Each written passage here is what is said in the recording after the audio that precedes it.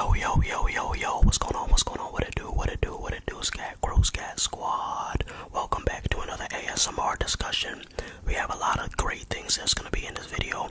First, I'm going to show you guys the standings around the league. Then we're going to react to my playoff prediction video that I made right before the season started, just to see if I have any changed opinions.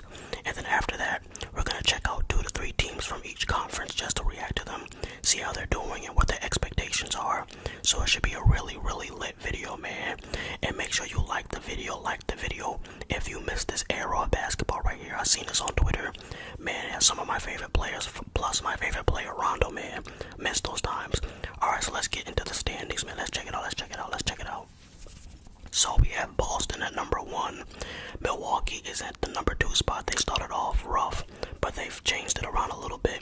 Orlando is still in the top 3 with Philly in the Knicks at 5. The Pacers at number 6. I did have them making the playoffs in my prediction. I had them at like a 7th seed. Then you have Brooklyn and Atlanta right outside the top 8.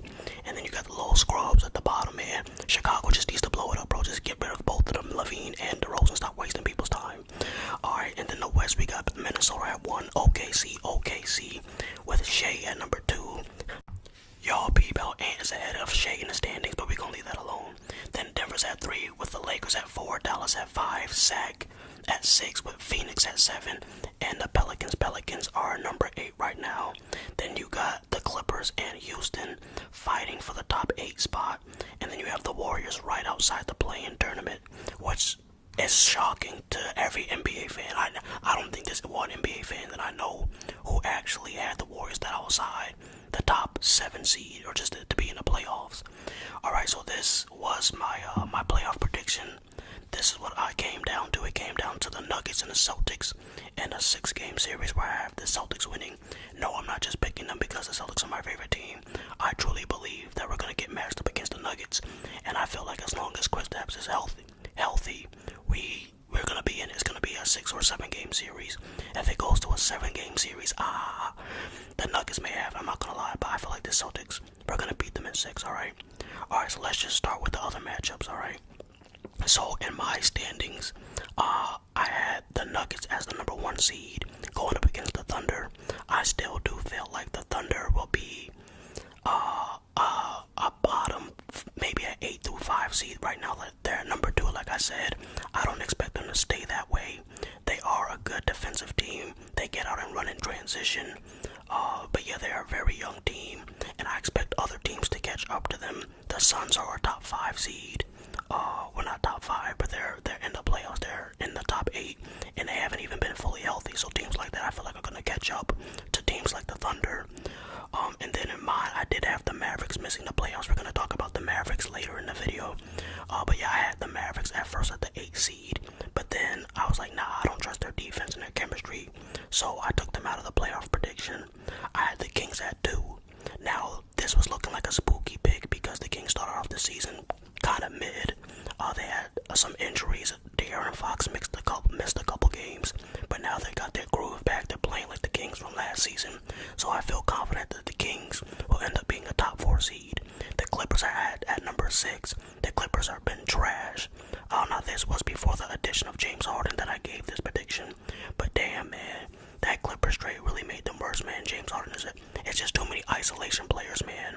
Everybody's just standing on a perimeter, and it ends up in a Kawhi isolation half the time. So, yeah, it's not looking good for the Clippers. Plus, they're always injury prone too.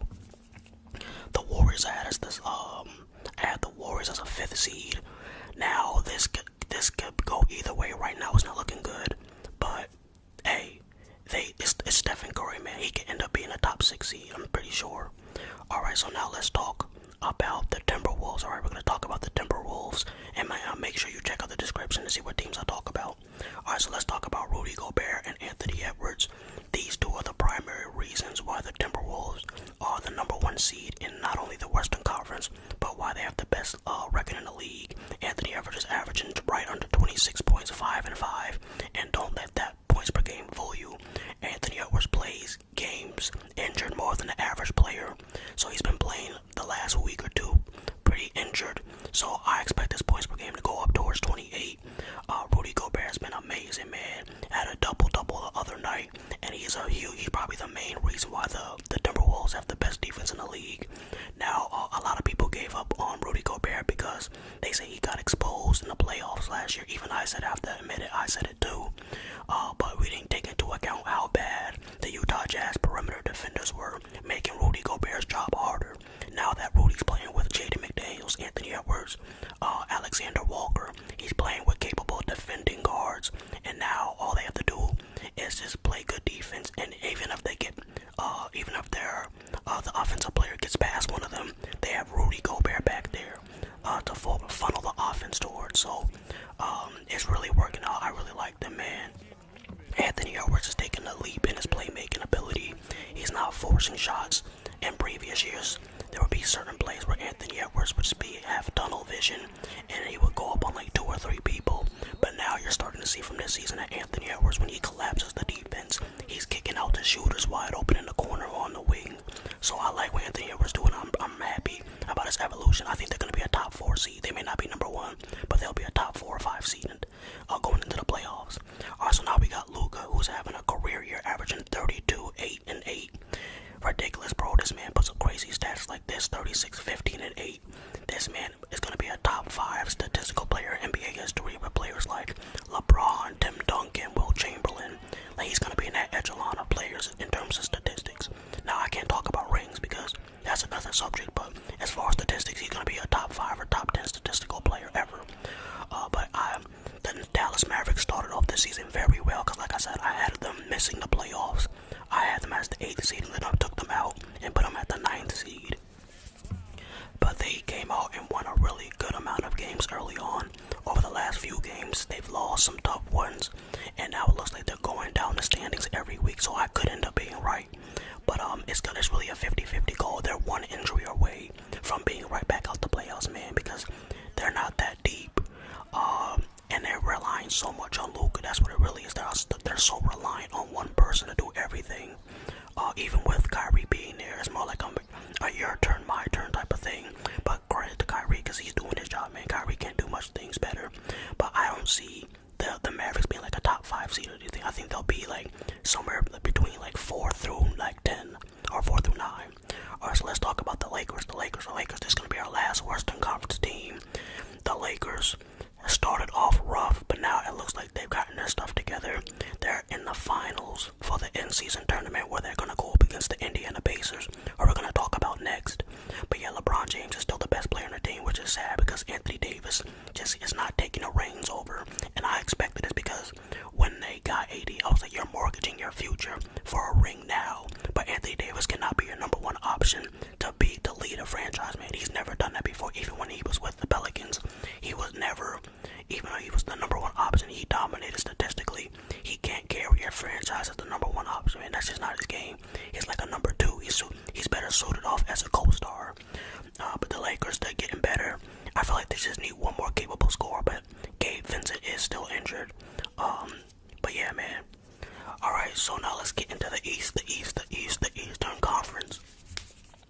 Alright, so we're going to talk about Tyrese Halliburton, who's been amazing. He eliminated my Celtics from the in-season tournament. And the way I talked about this in the U.S. Olympics for the FIBA World Cup, I talked about how he always plays at a fast pace. He reminds me the most of Magic Johnson just because of the pace he plays at. He's always trying to create a fast break opportunities. Now he does take some crazy shots. I'm not gonna lie, I've been watching Tyrese Halliburton the last few games. His shot selection is crazy, bro. He'll pull up a shot from like 35 feet with that crooked ass jump shot, but it goes in, bro. It's crazy how good he is. He's so fundamental. He's always making the right pass, making the right decisions. He's just a leader, man. He leads by example. He can be placed with confidence and a swagger, man. So I like the Pacers. I think they're gonna be somewhere between a top 5 through an 8 seed, man. Alright, now let's get to my Celtics, man. They've met my expectations. I haven't even watched them that much because I already know we're gonna be elite just based off our roster and off our history. So Jason Tatum still having a really good productive season. He's done a lot, man. He continues to grow his game. He's been posting up a lot, which I've been asking for since the bubble. But now, Coach Sam Cassell, because we just got Sam Cassell as a coach, assistant coach. He's been helping Tatum post up more and just develop his game. game. I feel like we do turn the ball over too much, and I feel like our defense is so fake, bro. I know we're rated currently like #1 in the East, but I swear we play elite defense in spurts. We don't consistently have elite defense, and we still give up too many threes, and we just play too clumsy. Like, there's times where our offense just looks like how it does in the playoffs against some of the elite defensive teams, where it's just turnovers after turnovers, but we played just about as well as I expected.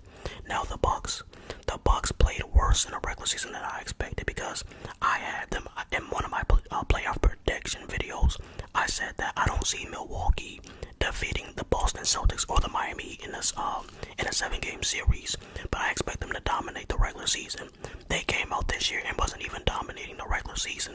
They were stuck at like a 5th or 6th seed for a while, but now it looks like they have some rapport with each other, rapport between Giannis and Dame, and it looks like they're getting their groove back. They're just not as good defensively as they've been in previous years, especially when they won the NBA championship. They're just not that deep either. They lost to PJ Tucker. They lost some shooters. They lost some Malcolm Brogdon, even though that was years ago. I just felt like Milwaukee, they're going to be a good regular season